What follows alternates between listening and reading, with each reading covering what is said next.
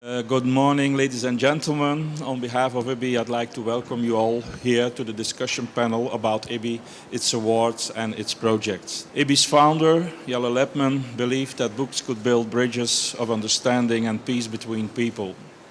Because of this strongly held belief, she created IBBY as an international organization that would bring children together by means of books. She did this because she was convinced that the German children she saw after World War II needed not only food, medicine, clothes and shelter, but also books. Good books, literature, and especially books from around the world. IBBY has supported and initiated many grassroots projects to encourage the development of reading cultures throughout the world. The framework for these new projects is the right of every child to become a reader. By this, IBBY believes that every child and everywhere in the world must have access to books and the opportunity to become a reader in the fullest sense. IBBY sees this as a fundamental right and a doorway to empowerment for every child. But this is not simply a matter of literacy. This principle entails becoming a lifelong reader, one who can think critically, participate actively in the society, resist demagoguery, understand the world, know him or herself, and know others. Further, to the mission of ensuring that every child has the right to become a reader and influenced by the experiences of the Banco del Libro in Venezuela and the projects that arose following the tsunami disaster in Southeast Asia, IBBY launched the IBBY Fund for Children in Crisis. This work represents a circling back to Jelle Lepman and her basic tenets. It is really an updated version of what she invented for the children she found in crisis after World War II. This work is now known around the world as bibliotherapy. Because if it's flexible and relatively non-bureaucratic organization, IBBY is able to respond to crises as they arise. IBBY's network provides invaluable support to local organizers who are responding to traumatic events in the lives of children in their countries. As IBBY members, practice of bibliotherapy and IBBY's expertise in this area grows, the organization is becoming ever more useful in working with children who have experienced long-term trauma as a result of war and other forms of civil disturbance. In conclusion, IBBY's work with children in crisis draws upon deeply held convictions that books and stories can change lives, bring understanding and empower the powerless, and that reading and books can save lives. They can change lives. They can give children in the most desperate circumstances a way to begin to live again and to understand what has happened to them. IBBY believes that every child, rich or poor, safe or in danger, with a home or without, has the right to become a reader. Let me begin by presenting two IBBY members who have had experience with the IBBY programs, in particular those connected to children in crisis. At my left hand, Murthy Bunanta. In 1997, Murthy was the first person to ever receive a doctorate degree from the University of Indonesia using research in children's literature as a topic for her dissertation. She established the Indonesian Board of Books for Young People in IBBY in 1990 and has played a leading role in its works ever since. At my right hand, Valerie Kouglen. She is the current president of Bookbird Incorporated. Bookbird is IBBY's quarterly journal about international children's literature. Before that, she was co-editor with Shaban Parkinson from 2005 until 2012. She is also a former president of IBBY Ireland. I'm Wally de Donker from Belgium, and I'm the recently elected president of IBBY. Today we shall be finding out about CIPA, a Cambodian association that has helped to rebuild the educational network and now focuses on reading and setting up children's libraries across Cambodia. Valerie, to eliminate culture, the Khmer Rouge, Pol Pot, forbade the distribution of children's books. They burned books and more than 2 million people disappeared, including 90% of all teachers. Can you say something about the reason for this hate of culture and books?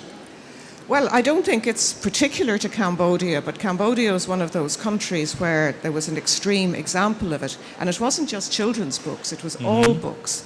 And any form of learning, encouragement of learning, anything to do with intellectual development was completely forbidden, because the aim of Pol Pot and his followers, Pol Pot was the leader of the Khmer Rouge, as I'm sure you all know, but what they wanted to do was return the country to what they called Year Zero, a completely agrarian way of life. But that meant destroying everything, including the monetary system. Banknotes were thrown away, burnt as well.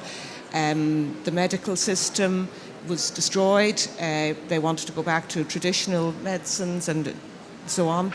And they saw children as a particularly powerful way of spreading their message, or so-called message, and they indoctrinated children. They took them away from their families because they saw families as instruments of capitalism, which they were trying to destroy, of course. They taught children how to, in ways of torturing people, in ways of killing people, and they emptied the whole city of Phnom Penh, destroying everything as they left. So all of the inhabitants were taken out, including the children, and brought to huge sort of camps, I suppose, where all of these indoctrination programs and extermination programs took place as well. Terrible. But any kind of intellectual development and anything to do with reading was seen as completely anti the aims of the Khmer Rouge. And even people like me or Wally or many of us here who wear glasses were even suspect, because if you wore glasses you were then seen you could read possibly,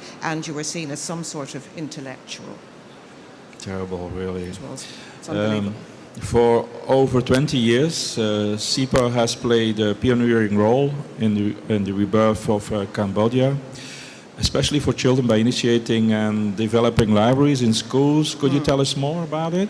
Well, CIPAR, it's a French organisation, and as far as I know, it was one of the first organisations that was able to come into Cambodia and did take the initiative of coming into Cambodia when in the 1990s, the late 1990s, things began to become a little bit freer there, because after the Khmer Rouge, the country was occupied by the Vietnamese for a long time, and really it was a closed country and nothing really happened. So there were elections then held, supervised by the United Nations, and gradually organisations did begin to come to the country, and CIPAR, as I said, was one of those that took that initiative. And they saw that books and reading was a very important way of reaching children, and that children really needed this, because there weren't books in the country. It was as simple as that, either books that were locally published or books brought in from abroad. And of course those wouldn't have been in the Khmer language anyway. So they saw that school libraries was the best way, and certainly something very close to my heart as a former librarian and someone who's worked to develop school libraries in my own country. They saw this as a way of reaching many, many children. So they gradually set up a system of school libraries, as you say, throughout the country, and that actually now is official, if you like, and teachers are trained in how to manage and set up school libraries as part of their teacher education courses. Okay, you can see the pictures, of course, here, Cambodia, with SIPA's activities in Cambodia. So they're working on a very, very wide level, and they're gradually developing their activities all the time as well.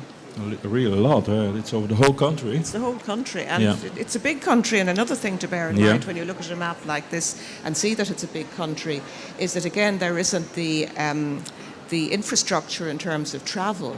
A lot of the roads were destroyed by the Khmer Rouge. The railways were destroyed. So to get from one town, one village to another, a lot of the time you're just travelling on a dirt road. So that isn't easy either. Murthy, at the end of 2004, the great tsunami in the Indian Ocean devastated parts of northern Sumatra.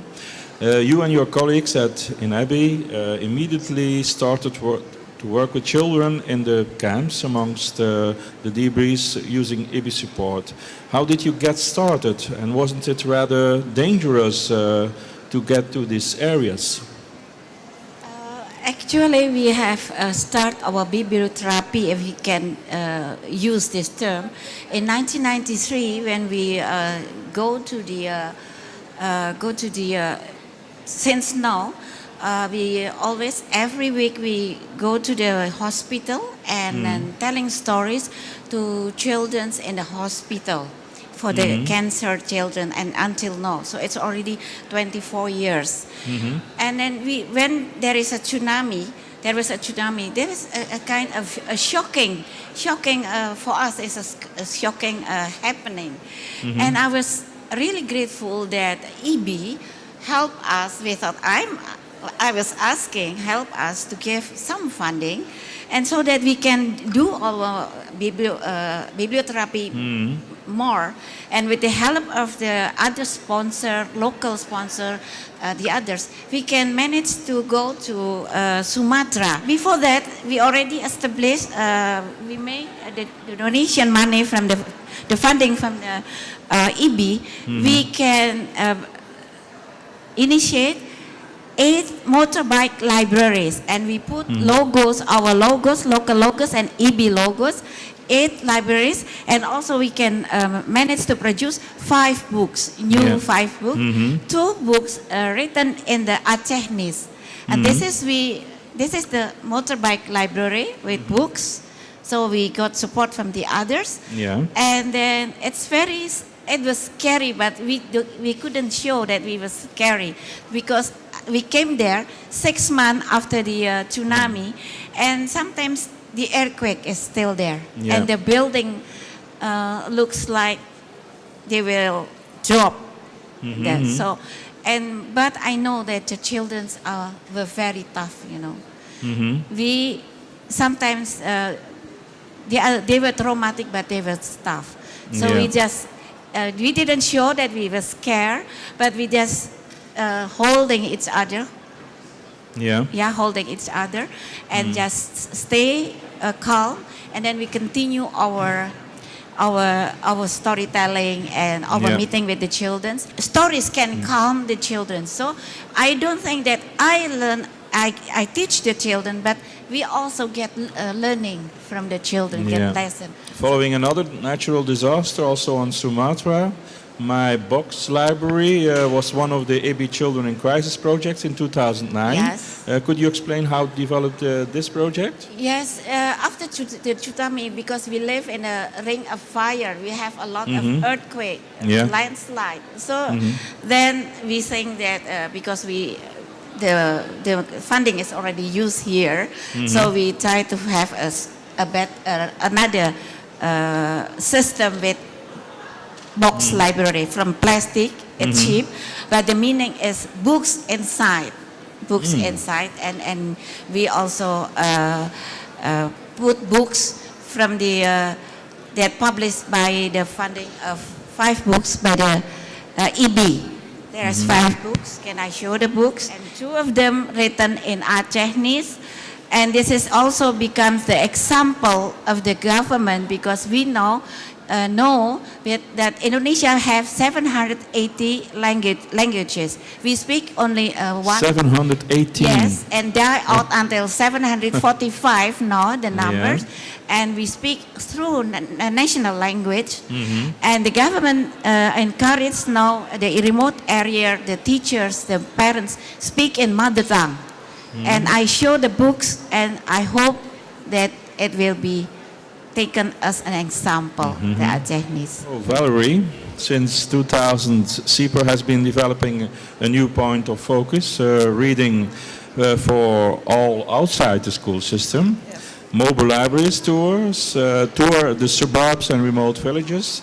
It sounds very motivated. How does this operate? Well, it operates through a system of mobile library vans, each one driven by somebody who is trained with how to deal with the books and the children and so on. And each van visits usually about 2 villages or towns each day. And some of them, as I said, are in remote areas where there's very little interchange with the world outside their own village.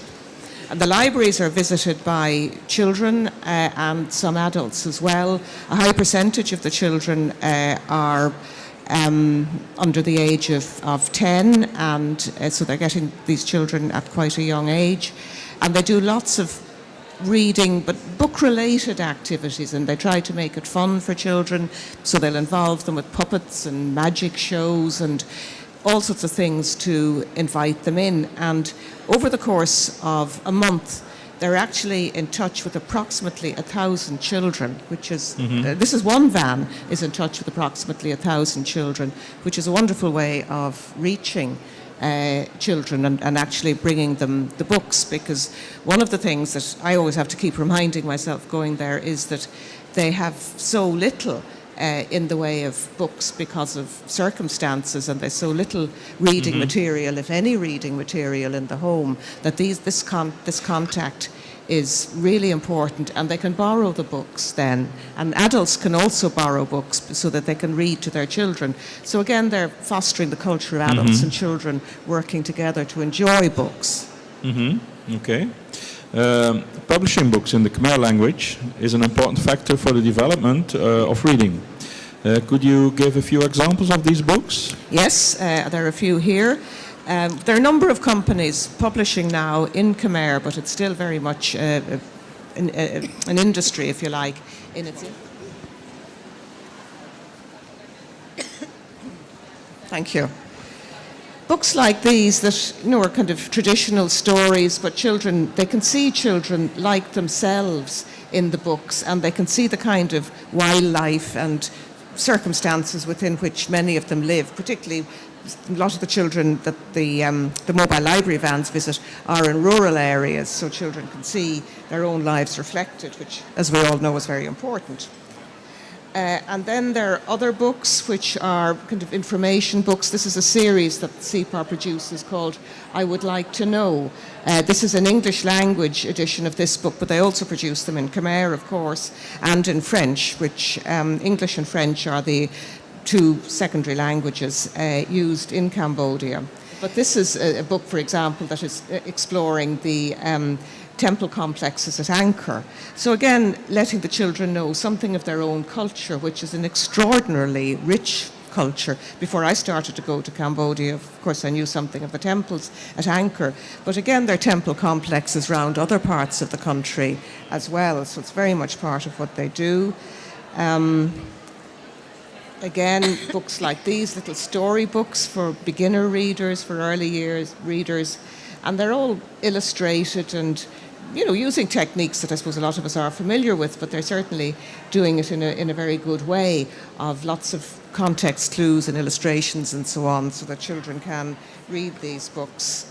A book then for older readers, which is dealing again with the history of the country and what has happened there. A book set in a rural area, again with children, seeing the kind of work that they do and that they carry out. So it's a very wide reach, really, both. And I suppose one of the things that CPAR realised, that when they were setting up the school libraries, to set up a school library, you've got to have books. So this was the next step for them, to provide the books, as Murti is doing as well. You've got to, you can't expect children to read unless you're providing books that are going to be attractive for them and interesting for them. Thank you. In 2012, CPAR was awarded the IBBY Asahi Reading Promotion Award and brought international attention to its work. Can you tell us how this has affected, if at all, the association prominence in Cambodia? Yes, well, the one thing that they did was they bought another library van. So when you think about it, the Asahi Award has meant that roughly 1,000 children a month more are now being reached by the work of CPAR, by the library vans. And they also published one of their books. They took the funding, some of the funding for that, to produce another storybook, which they've printed about 4,000 copies to date, but they may print more as well, again, as the demand increases for this. So there are two very practical things that the Asahi and through Cambodia being a member of IBBY, were eligible to be part of the nominees for the Asahi. So this is really someplace where you can see a real difference being made. If you think of 1,000 children every month who are being reached thanks to this award. So I think we have to work, support each other, the local and the international, because you can work widely, more strongly.